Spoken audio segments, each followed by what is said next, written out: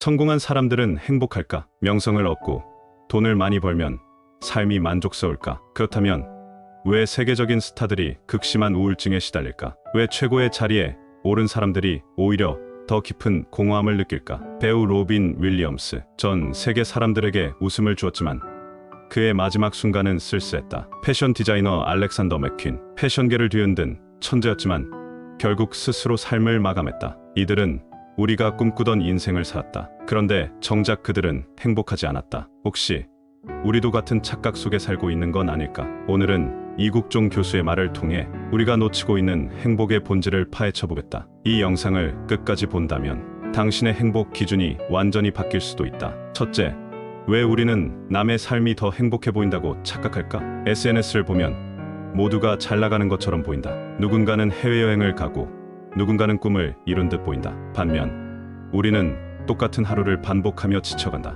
나는 이렇게 힘든데 저 사람들은 왜 저렇게 행복해 보일까? 그러나 여기에 심리적 착각이 있다. 바로 선택적 노출 효과다. 우리는 진실이 아니라 보고 싶은 것만 본다. SNS에 올라오는 건 누군가의 하이라이트 장면일 뿐 그들의 실제 삶이 아니다. 예를 들어보자. 어떤 친구가 해외여행을 갔다고 올렸다. 하지만 그 여행이 끝난 뒤 그는 다시 일상으로 돌아가 업무 스트레스에 시달리고 있을지도 모른다. 어떤 사람이 멋진 자동차를 자랑했다. 하지만 그는 높은 할부금을 갚기 위해 매달 허덕이고 있을 수도 있다. 우리는 이런 뒷이야기는 보지 않는다. 그저 남들의 화려한 순간만 보고 자신의 현실과 비교하며 스스로를 초라하게 만든다. 이국종 교수는 말했다. 남들도 다 힘들다. 이 말은 단순한 위로가 아니다. 우리가 보는 세상은 편집된 장면일 뿐이다. 그러니 남의 인생을 부러워할 필요가 없다. 둘째, 왜 성공해도 행복하지 않을까? 돈이 많아지면, 성공하면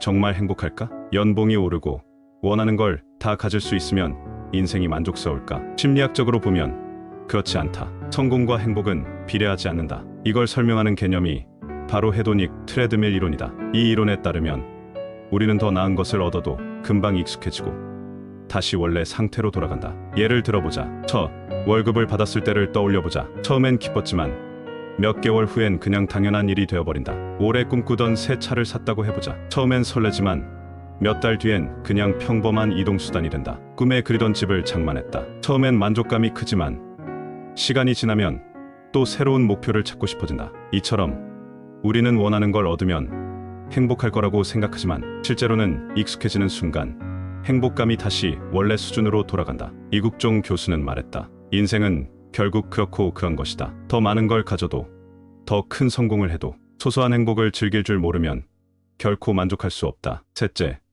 역사 속에서 증명된 작은 행복의 힘. 행복은 더 많은 걸 가지는 데서 오는 게 아니다. 우리가 가진 것에 만족할 때 비로소 자유로워진다. 이 원리를 가장 잘 이해했던 철학자가 있다. 바로 스토아 철학자 에픽테토스다. 그는 말했다. 우리가 통제할 수 없는 것에 집착하면 고통받고 우리가 가진 것에 만족하면 자유로워진다. 이 말은 무슨 뜻일까? 비 오는 날 우리는 두 가지 선택을 할 수 있다. 왜 하필 오늘 비가 오지?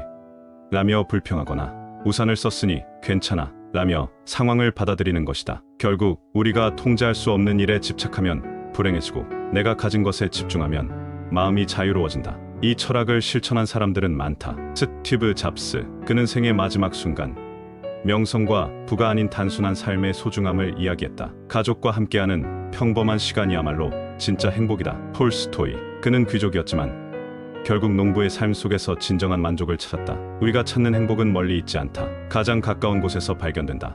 부처. 왕자의 삶을 버리고 명상을 통해 깨달았다. 아무것도 가지지 않을 때 모든 것을 가진 것과 같다. 이들은 더 많은 걸 얻으려 하기보다 이미 가진 것에서 만족을 찾는 것이 진정한 행복이라는 걸 깨달았다. 이국종 교수는 말했다. 구내식당의 점심 반찬 하나에도 행복을 느낄 수 있어야 한다. 결국 소소한 행복을 찾지 못하면 아무리 많은 걸 가져도 만족할 수 없다. 그러면 당신은 어떤 선택을 할 것인가? 끊임없이 부족함을 채우려 할 것인가? 아니면 지금 가진 것에서 행복을 찾을 것인가? 결국 행복은 거창한 것이 아니다. 우리가 지금 선택하는 것에 달려있다. 이국종 교수가 말한 것처럼 행복은 어디 먼 곳에 있는 게 아니다. 지금 여기서 찾을 수 있다. 그렇다면 행복을 찾기 위해 우리가 오늘부터 할 수 있는 것은 무엇일까? 첫째, 행복 리스트를 작성하라. 매일 저녁 오늘 나를 미소 짓게 만든 세 가지 일을 적어보자. 작은 기쁨들을 기록하는 순간 우리의 뇌는 행복을 더 자주 발견하기 시작한다.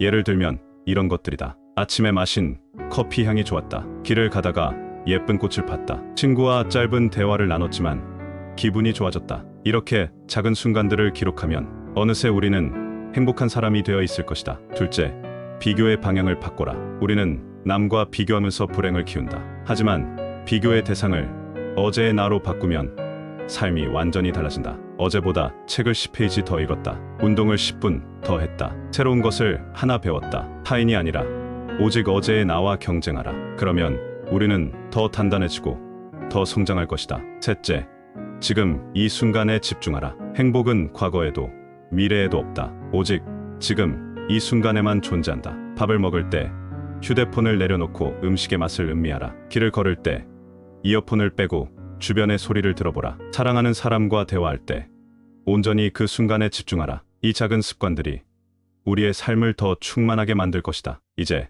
선택은 당신에게 달려 있다. 이 영상을 보고 그냥 지나칠 것인가? 아니면 오늘부터 작은 행복을 찾기 시작할 것인가? 당신이 생각하는 소소한 행복은 무엇인가? 지금 댓글로 남겨라. 행복은 찾아오는 것이 아니라 지금 이 순간 당신이 선택하는 것이다.